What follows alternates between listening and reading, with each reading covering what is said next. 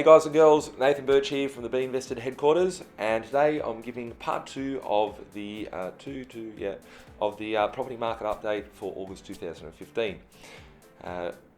Whilst we're understanding that the Sydney market is hot, I'm going to talk about other parts of New South Wales and what is happening out there, and some areas that will get pushed to just organically, which will get pushed out just due to a few changes in the market and in the industry.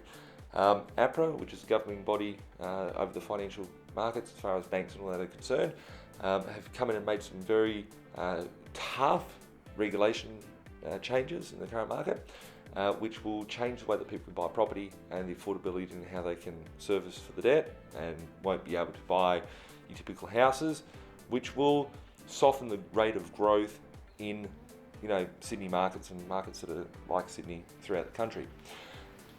What this will mean is that investors, to be able to purchase properties, will need to be looking more at a cash flow perspective rather than a capital perspective. So looking at some of the changes that have come in place, which I'll be talking about in a separate video about how it will affect the lending industry.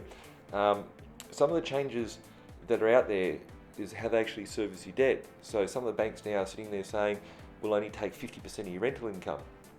We'll only lend you 80% or more, which is basically all banks now.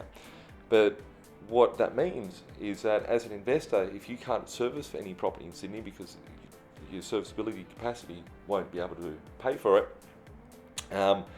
you'll have to go to high yielding properties. Where can you find those high yielding properties? They're going to be in regional areas of this country. What I mean by that is that if you were to go to Tamworth, for example, and find a 3-bedroom house for 140,000, 150,000, rents out for 250 a week, the cash flow is a lot stronger, and you should be able to buy something like that. If you go to an area like Orange, out in regional New South Wales, the purchase price is 120, 150,000 for a house, rental of 220 a week, 230 a week. It is good from a servicing perspective. So those regional areas throughout New South Wales and Queensland and that will have a lot of growth, in my opinion.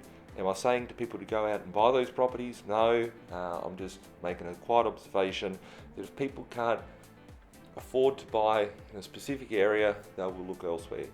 Where can the bank's criteria and the investors' criteria meet? It will be in regional areas where the cash flow is very strong.